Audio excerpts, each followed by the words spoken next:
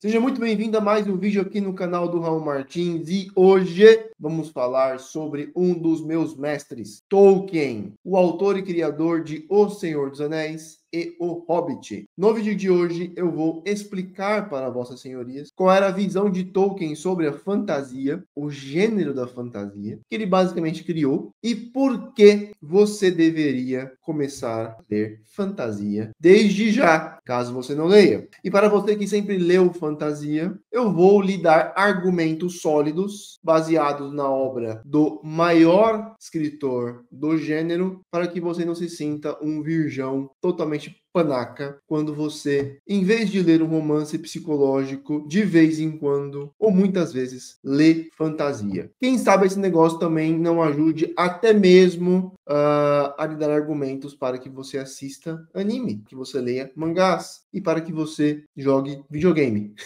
Beleza? Então, antes de qualquer coisa, dois avisos. Na verdade, um aviso e um comunicado, um chamado. O aviso é o seguinte: agora no dia 8 de dezembro eu vou abrir a próxima turma do meu clube de leitura de clássicos, nos quais eu dou aulas mais ou menos como o vídeo de hoje, porém mais longas, mais profundas e mais detalhadas.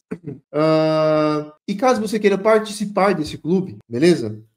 Ele vai abrir agora no dia 8 de dezembro, como já disse, e é a forma mais fácil de você conseguir receber informações sobre o clube e também ganhar ainda mais conteúdos agora vem o comunicado, o chamado, se inscrever no meu e-mail, na minha newsletter, tá bom? A minha newsletter é um local no qual eu entrego e-mails quase diários, de segunda a sexta, quando eu não falho. Eles são de conteúdo, tá bom? Você recebe e-mails de conteúdo, análise de livros, mais ou menos o que eu faço aqui no YouTube, porém com mais regularidade. Só que você também recebe mensagem de aviso, beleza? Então eu vou começar a avisar vocês sobre o clube, lhes dar mais informações sobre o clube, especialmente pelo e-mail. Então, caso você queira receber mais conteúdo ainda e também avisos sobre a próxima turma do clube, se inscreva no e-mail, é de graça, você não paga nada. Vou deixar o link aqui na descrição do vídeo, beleza? Então, agora vamos partir para o vídeo de uma vez. O vídeo de hoje vai ser baseado neste livro aqui, chamado Árvore Contrário.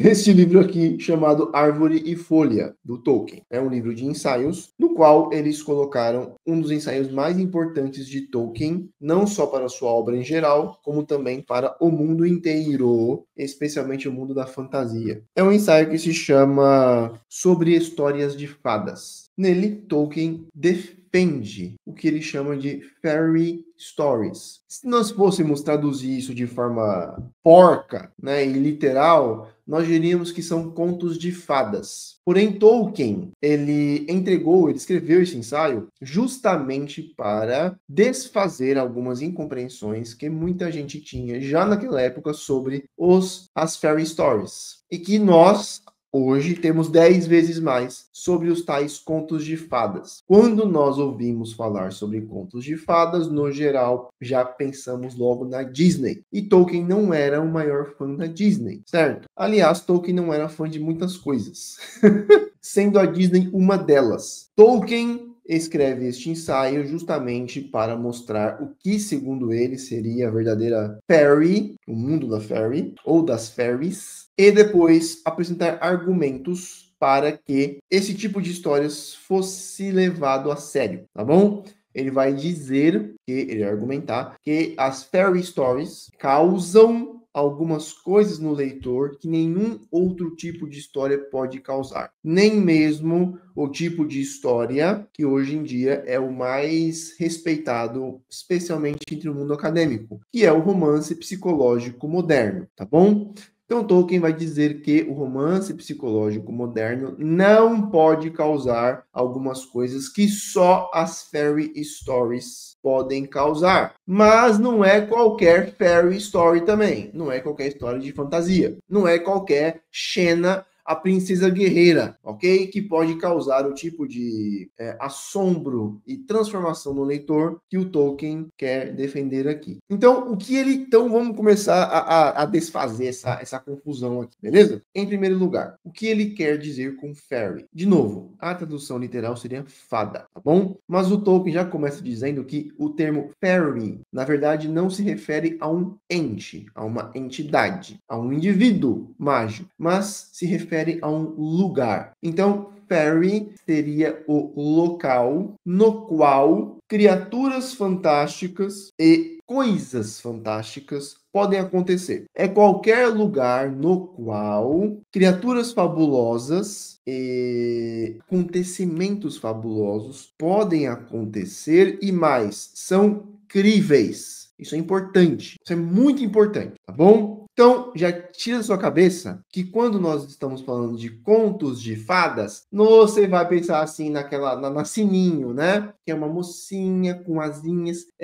pequenininhas, delicadinhas, que voa pelo céu com um sorrisinho assim e deixa como rastro uma poeira de estrelas luminosas pelo ar. Não é isso, certo? O fairy dos contos de fadas, na verdade, está se referindo a um lugar. E não é um lugar só, tá? O tipo de lugar no qual, de forma crível, ou seja, de forma que nos pareça muito provável, criaturas e acontecimentos fantásticos podem acontecer. Quando você entra no mundo da fairy, você entra num mundo que, segundo Tolkien, é encantado. E quando ele usa o termo encantado, ele está usando um termo técnico. Tolkien era um filólogo, não nos esqueçamos disso. Ele nunca usa palavras de forma importante, tá? Palavras que sejam chave, soltamente, frouxamente. Então, encantamento para o Tolkien é justamente isso que eu acabei de dizer. Quando você cria um mundo no qual coisas fabulosas e fantásticas podem acontecer, e para o leitor aquilo é profundamente crível, porque o mundo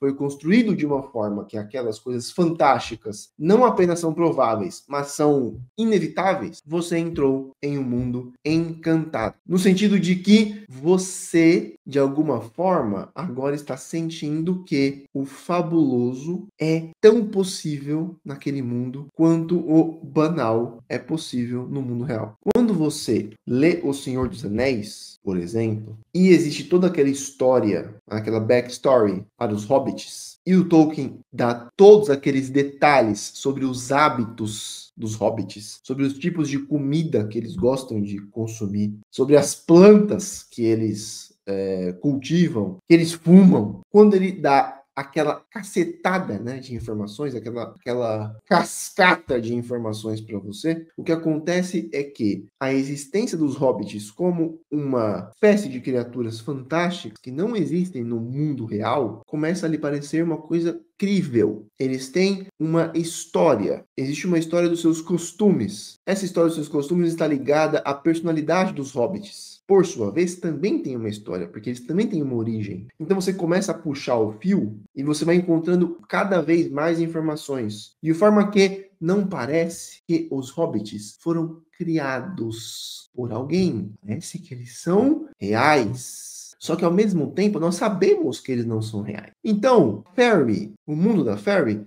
cria no leitor duas coisas ao mesmo tempo. Cria a familiaridade do crível. O que é crível? É aquilo em que nós podemos crer, fácil de acreditar. Ele cria a familiaridade do crível junto com a estranheza do assombro, certo? Porque o Hobbit, afinal de contas, não existe como criatura, exatamente como está descrito ali no livro. É uma nova espécie de criatura que nos causa esse tipo de assombro, de estranheza, porque nós não a conhecemos. Porém, de novo, eles são críveis, beleza? Então, a fairy é este local no qual criaturas fabulosas existem e são ao mesmo tempo críveis, certo? E só por aqui você já pode deletar você já pode jogar fora da definição do Tolkien muitas histórias de fantasia, beleza? Porque boa parte delas são fantásticas, ou seja, existem criaturas fabulosas, fantásticas, que não existem, etc, etc, etc. Porém, elas não são críveis nesse mesmo sentido. Tolkien era muitíssimo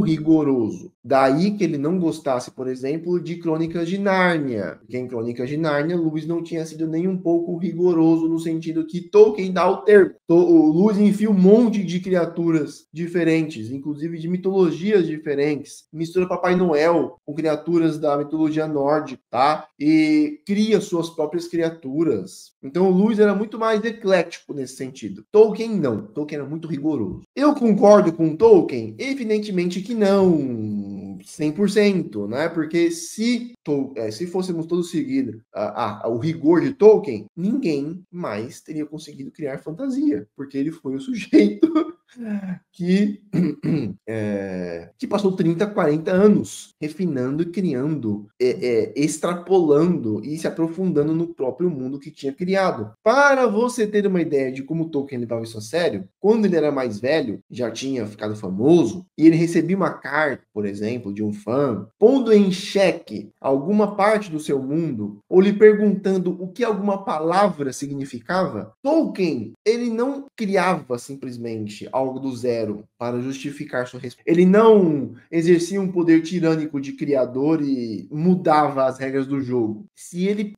alguém lhe perguntava tal palavra da língua inventada significava, ele voltava às suas notas, voltava aos seus mapas, voltava ao livro e tentava identificar, como se fosse um historiador, como se fosse um filólogo, dentro do seu mundo inventado, quais mudanças culturais, quais eventos geopolíticos de acho poderiam ter feito aquela palavra específica, né, ter chegado à forma atual que tinha suscitado a dúvida no leitor. Então, em vez de ele falar assim, não, a palavra X é isso porque eu quero que seja assim, aí inventa um fato novo. Ele voltava ao seu mundo e tentava descobrir de novo, não como se fosse o criador do mundo, mas como se fosse um pesquisador, historiador das línguas, um filólogo. Mas o que aconteceu aqui no mundo real do Fairy, que eu inventei, para que essa palavra pudesse chegar a essa forma atual? O que aconteceu? Então esse é o nível de comprometimento do Tolkien. Por que eu digo que eu não concordo 100%, né? Seria meio ridículo falar que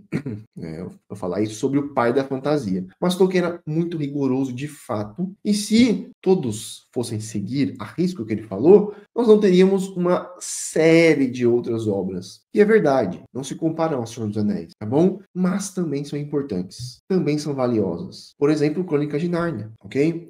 Lewis não tinha esse rigor do Tolkien, porém Lewis tinha outras qualidades e também tinha uma imaginação gigantesca, certo? E uma erudição e uma habilidade de contar histórias que equiparam as de Tolkien, mas não tinha esse rigor na criação da Fairy. Então, para que você saiba, tá bom? Fairy é esse mundo aqui que para Tolkien precisa ser profundamente crível. E para ser profundamente crível, ele tem de ser um mundo profundamente detalhado. Brandon Sanderson, que é um autor moderno de fantasia, ele criou uma teoria chamada teoria do iceberg. Então, um autor de fantasia hoje em dia, para que ele viva do que escreve, é necessário que pelo menos um livro por ano seja publicado. Então ele tem que escrever pelo menos um livro todo santo ano para que ele consiga viver do que escreve, porque as pessoas leem muito rápido, certo? Então, caso ele fique aí 2, 3 anos sem escrever, ele está lascado. Então é impossível para um autor de fantasia ficar 30, 40 anos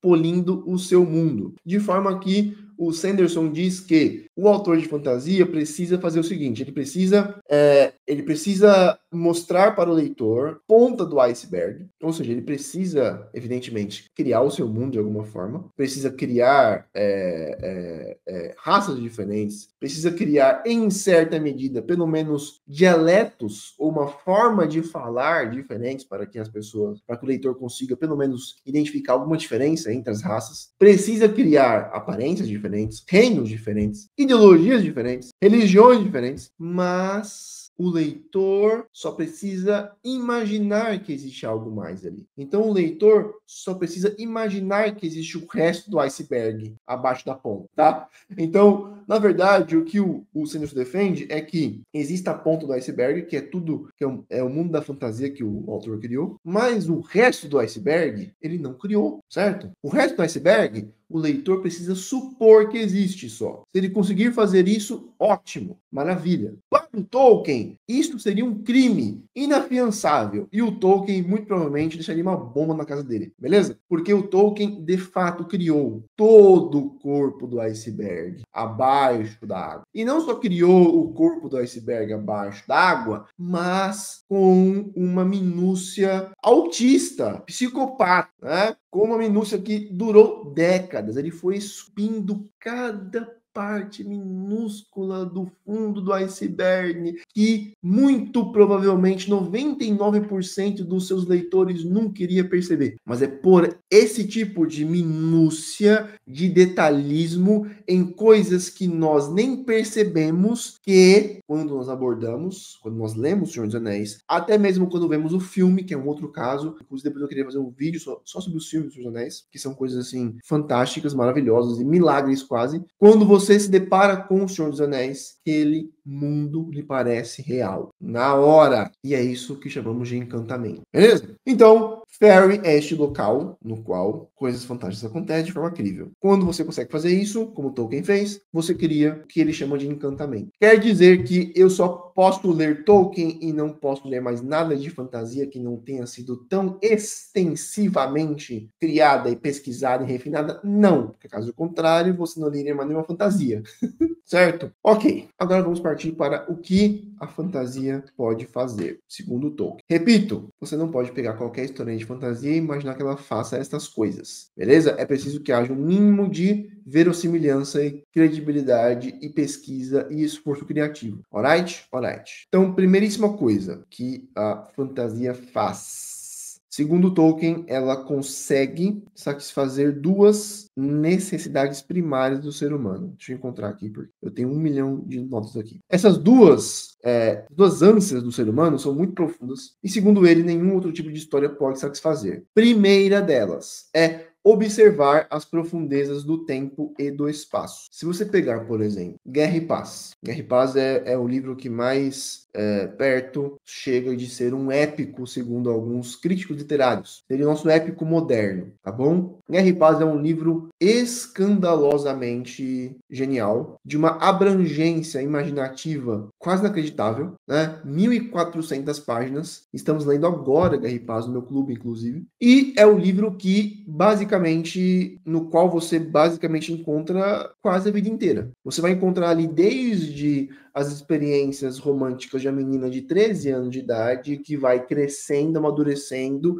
e se desiludindo e se iludindo novamente até chegar à maturidade e se apaixonar mais uma vez por um sujeito que eu não vou dizer quem é. Ou seja, você acompanha a vida de uma menina de 13 anos de idade desde a sua infância até a sua maturidade. Depois você acompanha várias outras vidas de pessoas da mesma idade, mais ou menos, homens e mulheres, que também vão amadurecendo e se transformando e sendo transformados pelos acontecimentos da sua vida, tanto no tempo de paz quanto no tempo de guerra. Então você fala, cara, é a vida inteira que está aqui. Porque se você tem, né? Se você acompanha a vida de pessoas desde a infância até a maturidade, são várias pessoas, e você acompanha isso tanto em tempos de paz, que é o normal, quanto em tempos de guerra, que é o mais anormal, a vida inteira está aí. Acabou. Porém, Guerra e Paz não consegue fazer duas coisas. Não consegue fazer com que observemos as profundezas do tempo e do espaço. Ou seja, nós não conseguimos avançar no tempo. Nós não conseguimos avançar no espaço. Nós não conseguimos satisfazer essa ânsia de exploração espacial e temporal, que, porém, histórias de fantasia e até mesmo de ficção científica, se bem que a parte da ficção científica Tolkien iria discordar um pouquinho, mas não importa. Histórias de ficção científica e de fantasia conseguem nos proporcionar. Nós conseguimos imaginativamente explorar o espaço, nós conseguimos imaginativamente explorar o futuro longínquo e absurdamente longínquo, assim como o passado absurdamente longínquo, o espaço mitológico com histórias de fantasia. Com histórias de fantasia, nós também conseguimos e aqui é a segunda ânsia fundamental, entrar em comunhão com coisas vivas. Como assim? Por exemplo, será que você nunca sentiu a vontade de falar a mesma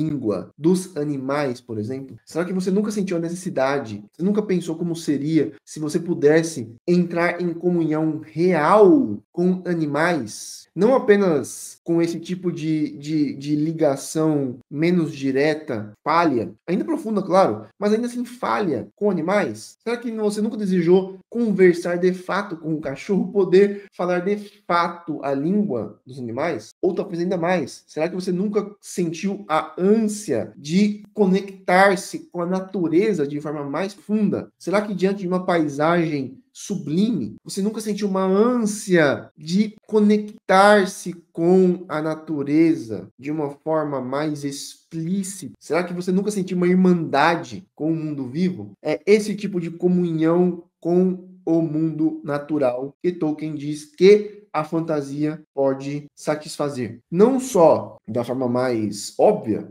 que é quando nós lemos histórias nas quais seres humanos conversam com animais, ou histórias nas quais os animais falam. Aliás, ler Crônicas de Nárnia, eu acho que é o segundo livro, no qual o Lewis escreve A Criação de Nárnia. É uma das coisas mais lindas da minha vida. E ali você tem um conselho de animais falando entre si. E de fato, existe essa... Você fala, cara, eu nunca pensaria por mim mesmo que eu me sentiria tão feliz de ver animais conversando. E você começa a sentir a necessidade. Cara, eu gostaria muito de que os bichos falassem, para que eu pudesse conversar com eles. Essa comunhão aqui com as coisas vivas, tá?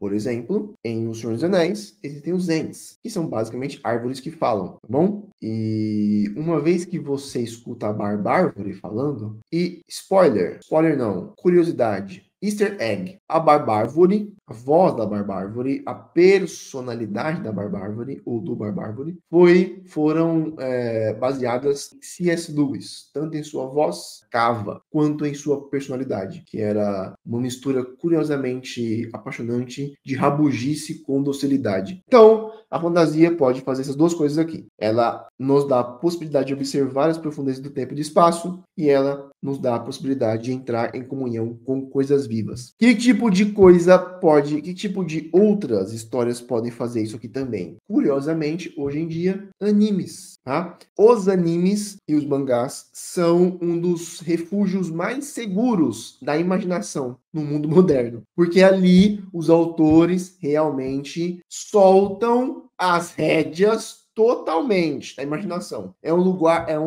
São histórias nas quais a imaginação corre com uma liberdade intoxicante. E é por isso que elas são tão apaixonantes. E é por isso que elas fazem tanto sucesso. Porque a imaginação é uma necessidade profunda do ser humano. E não adianta negá-la. E não adianta tentar restringir o ser humano apenas a histórias realistas.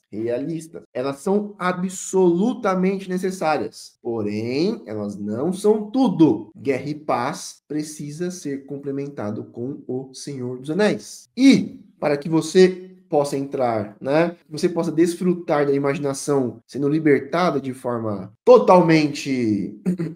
Para que você possa desfrutar da imaginação totalmente liberta, eu ainda acho que os animes são uma das melhores opções, ok? Mas isso aqui é uma opinião minha e eu acho que Tolkien odiaria alguns animes, tá bom? Beleza. Depois, o Tolkien diz que a fantasia cria mais 4 coisas. A fantasia cria fantasia, tá? Mas a fantasia aqui quer dizer basicamente o que eu já falei antes. É a subcriação. O que é a subcriação? Tolkien era cristão, católico, e a sua ideia de fantasia é indissociável da teologia cristã e católica, beleza? Então, caso você não seja cristão, caso você odeie os religiosos, você seja ateu, etc., ok, tudo bem, beleza?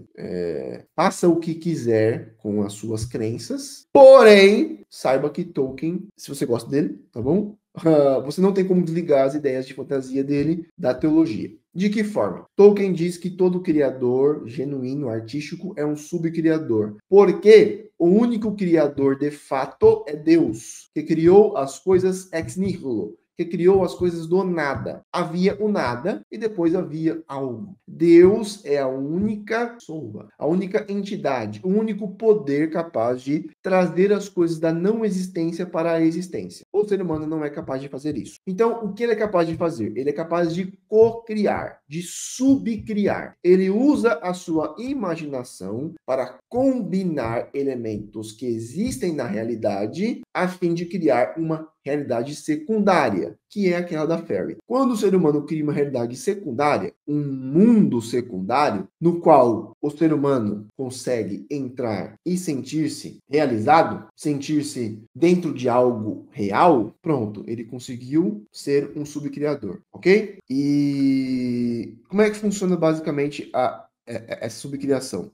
É simples, basicamente. É simples de você entender e muito difícil de fazer. Quando você... A imaginação funciona assim. Você recebe coisas pelo seu sentido. Você recebe a imagem de um cavalo pelos sentidos. O cavalo existe. Você recebe a imagem de uma águia pelos sentidos. A águia existe. E na sua cabeça, a imaginação, que é uma das funções da memória, a imaginação pega a imagem de um cavalo e a combina com a imagem de uma águia, com parte da águia. E assim você tem, por exemplo, um cavalo com asas. Ou assim, você tem um grifo, que é um cavalo mais misturado com uma águia. Existem mais elementos da águia no grifo, porque tem um bico, tem penas, tem o casco, é uma mistura de águia com cavalo. Mas enfim, a ideia é simples, tá? Ou você pega, por exemplo, a imagem de um cavalo e mistura com a imagem de um homem e cria um centauro. Tolkien diz que a fantasia vai ser tanto mais perfeita e elevada como obra de arte, quanto mais distantes do mundo real estejam suas criações. Ou seja, a combinação que a imaginação faz, criar novas coisas, será mais elevada à medida que conseguir criar criaturas e acontecimentos e leis naturais que sejam muito diferentes das do mundo real, tá? Mas que ao mesmo tempo sejam críveis. Daí a dificuldade, tá? Você precisa criar algo que seja fantástico e crível, beleza? Ótimo, já falei isso 1000 vezes, né? Terceira,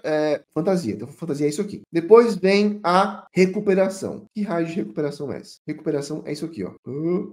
Recuperação é voltarmos a enxergar as coisas como elas são, livrá-las do fosco borrão, da banalidade ou familiaridade, da possessividade. Tolkien diz que a fantasia, basicamente, faz com que nós enxerguemos o mundo real de uma forma estranha. Exemplo, quando você, no Senhor dos Anéis, vê as árvores falando, você vê os entes falando, marchando, tendo vida própria, tendo sentimentos, reagindo digamos, aos ataques dos homens, reagindo à influência da humanidade. Quando você vê o ente, você se afeiçoa a um ente. Quando você volta para o mundo real e você olha para uma árvore, não é que você vai achar que a árvore vai falar e marchar, mas pode ser que no mínimo você comece a achá-la um pouquinho estranha. Pode ser que a afeição que você ligou à barbárvore ou a outros entes seja transbordada para a árvore do mundo real. E é essa afeição que pode ajudar a dissipar a ilusão da possessividade. A árvore não é uma coisa que você possui, é um ser pelo qual você sente afeição. Quando você sente afeição pelas coisas do mundo natural, ele vai deixando de ser uma coisa banal. Nada pelo qual nós temos amor é banal. Bonito isso, né?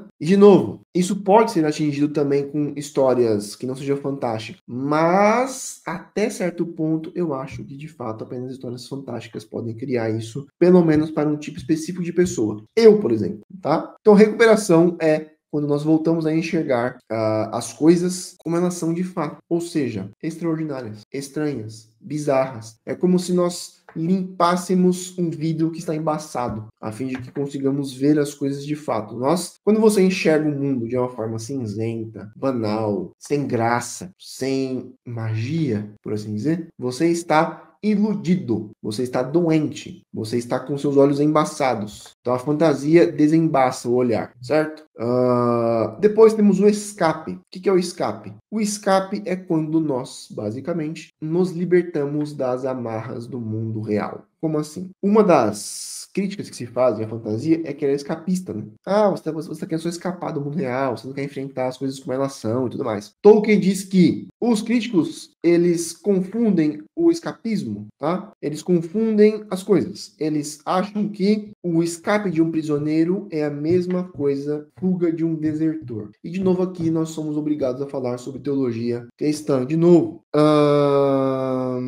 o mundo é caído, tá bom? Então, segundo Tolkien, segundo a teologia cristã, o mundo foi criado por Deus, por puro amor, Deus é perfeição e não precisaria criar nada. Ele criou pelo transbordar do seu amor infinito. Porém, o mundo é caído, o mundo foi infiltrado por forças malignas. E o mundo que agora jaz no maligno, como diz a Bíblia, certo? Então existe uma força má poluindo e corrompendo a criação boa de Deus, certo? O que a maldade, o que Satanás, o que as potestades fazem no mundo agora é criar doenças, tristeza, morte e outras cositas más. Evidentemente é que essas coisas são criadas também pelo homem. Existe uma relação simbiótica entre Satanás, os demônios e a vontade humana, beleza? Porém, é fato que o homem é ao mesmo tempo causa os males e vou dizer causado. Ele ao mesmo tempo causa os males e sofre os males. Ele tem liberdade, mas ele também sofre pela liberdade, tanto de outros homens quanto das forças malignas. Beleza? Resumão, assim, muito mal feito da teologia cristã, né? O que é o escape aqui, então? O escape é quando, por meio de uma história de fantasia, nós podemos nos libertar das amarras deste mundo caído e imaginamos um potencial mais completo da natureza humana. Então, quando você, por exemplo, lê uma história de fantasia, né, um indivíduo montado no lombo de uma águia, voando pelos céus, segundo Tolkien, este não é um escapismo idiota e bobo e pueril, porque a relação que nós tínhamos com os animais, por exemplo, na queda, ela foi alterada. Então, é possível que no além, que no paraíso, nós temos uma relação com os animais que é totalmente diferente. É possível que no paraíso nós consigamos montar de fato no lombo de uma águia ou no lombo de um leão. É possível que no paraíso nós consigamos ter essa comunhão plena com os animais e o mundo natural, porque não haveria mais o pecado, não haveria mais a queda. Então, segundo Tolkien, porque ele crê, certo, na união perfeita, todas as coisas no além, né? Após o juízo final, melhor dizendo, para ele a fantasia não é um escapismo bobo. Para ele, nós não estamos apenas fingindo eu gostaria que isso acontecesse, mas não vai acontecer. Isso vai acontecer, mas não agora. Então é como se você estivesse vislumbrando o futuro com a fantasia. Percebe como não tem como você separar uma coisa da outra? Não tem como você ser um ateu que acha que o mundo que a sua vida vai acabar quando você morrer, que não existe nada para além que só o vazio, que não existe queda coisa nenhuma, que as coisas são assim de fato e nunca serão diferentes. Para você, né, para um ateu, a fantasia é mais difícil de você defender de uma forma tão enfática assim. Você vai ser obrigado a dizer: eu estou com escapismo mesmo, porque a vida é uma merda, e eu prefiro fingir que ela vai ser diferente. Eu prefiro fingir que ela é diferente. Mas eu sei que ela nunca vai ser diferente. Para Tolkien, não é isso. É outra coisa, tá? Beleza. E, por final, nós temos o que ele chama de... Cadê? Ela queria consolação. Tolkien chamava a consolação de eucatástrofe. É um termo que ele criou, salvo engano. O que é a eucatástrofe? Não é catástrofe, é eucatástrofe. É o final feliz. A eucatástrofe é uma virada alegre, uma graça repentina e milagrosa, irrepetível. Ela não nega a tristeza e o fracasso. Ela nega a derrota final universal e dá um vislumbre fugidio da alegria além das muralhas do mundo, tão pungente quanto a tristeza. Tolkien diz que a eucatástrofe é um final feliz que é uma graça repentina, milagrosa e irrepetível. Presta atenção, não é qualquer final feliz. É uma graça, é um dom que vem, por assim dizer, do céu, que é milagroso e não pode ser repetido. E além do mais, é o tipo de graça repentina no final que não nega toda a desgraça que aconteceu antes. É o que acontece com o Senhor dos Anéis, certo? Existe uma graça repentina no final. Porém, mesmo o milagre não nega tudo o que de desgraça aconteceu por conta do anel, especialmente na vida do Frodo. Ela nega a derrota final universal. Então, de novo, vamos ligar aqui Tolkien à teologia cristã. Por mais desgracento que possa ser o mundo, um cristão não pode dizer que no final tudo vai ir para o brejo de forma definitiva. Por mais que o mundo seja uma desgraça, às vezes, para o cristão, que segue a ortodoxia pelo menos, vai haver uma derrota final do mal pelo bem. O bem vai triunfar. O que não quer dizer que, de novo, não tenha havido desgraças, derrotas, fracassos, injustiças, misérias, dores, doenças, sangue, morte no mundo. Quer dizer que, apesar de tudo isso, no final, o bem vai triunfar e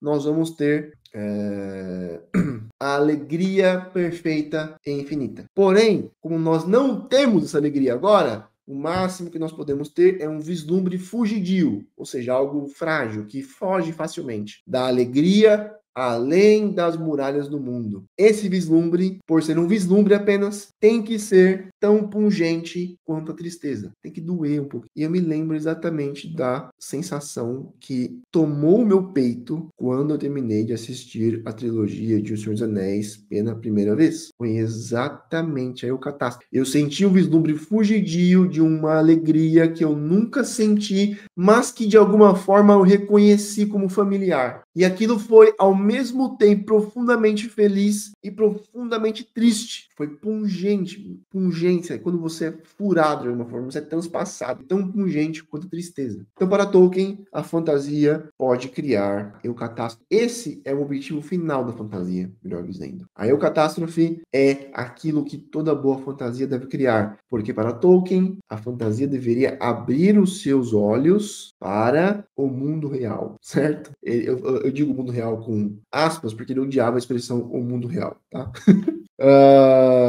A boa história de fadas cria no adulto ou criança um soerguer do coração, ou seja, o coração se ergue, né? Ele se ergue novamente. Um prender da respiração, às vezes acompanhado de lágrimas. Isso não é fácil de criar, depende do ambiente da virada e reflete uma glória por trás, tá? Reflete uma glória por trás.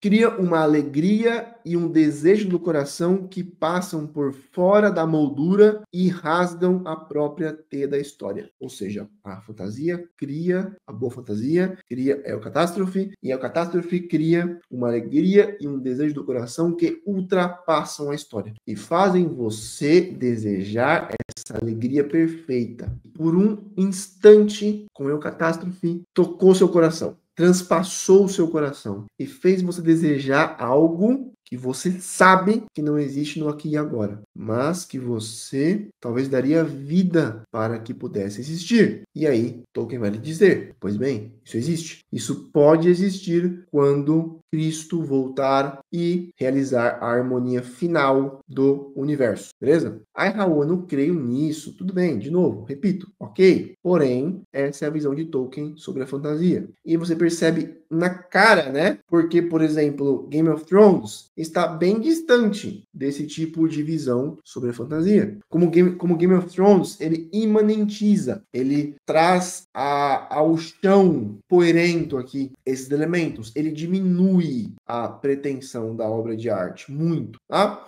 Ou então, caso você tenha uma visão diferente, ele melhora a fantasia porque a torna mais próxima de um romance psicológico e a torna mais próxima do mundo real. Essa é a crítica do Martin ao Tolkien, inclusive. Beleza? Depois eu posso gravar um vídeo sobre as diferenças nas visões entre a do Martin e a do Tolkien. Mas aqui estamos com o vídeo de hoje, já deu bastante tempo, quase 1 hora, beleza? Então esta é a visão de Tolkien sobre a fantasia. Beleza? Fairy não é fadinha, Fairy é o local no qual criaturas e acontecimentos fabulosos podem acontecer de forma crível. Isso cria um encantamento. Quando você tem um encantamento na Fairy, isso pode satisfazer recapitulando, né? Duas ânsias fundamentais do ser humano: explorar o tempo e o espaço, entrar em comunhão com coisas vivas. E a partir daí, você então ter 3 resultados no leitor, caso a coisa seja realmente boa. Você vai ter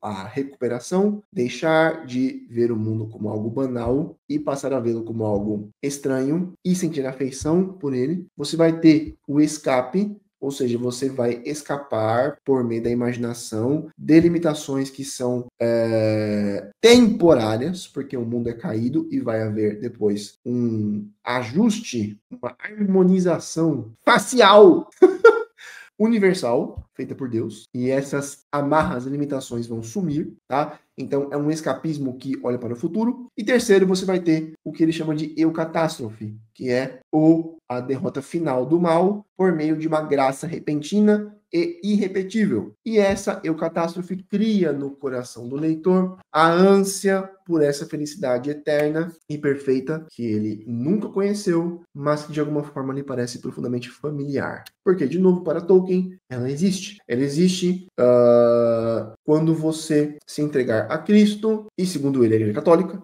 tá? E participar então da harmonização final do universo. Beleza? Então é isso. Eu espero que o vídeo tenha sido útil para você. Com certeza foi. Isso aqui foi uma baita aula que você não encontraria nem na gringa, né? Então, por favor, esteja, né?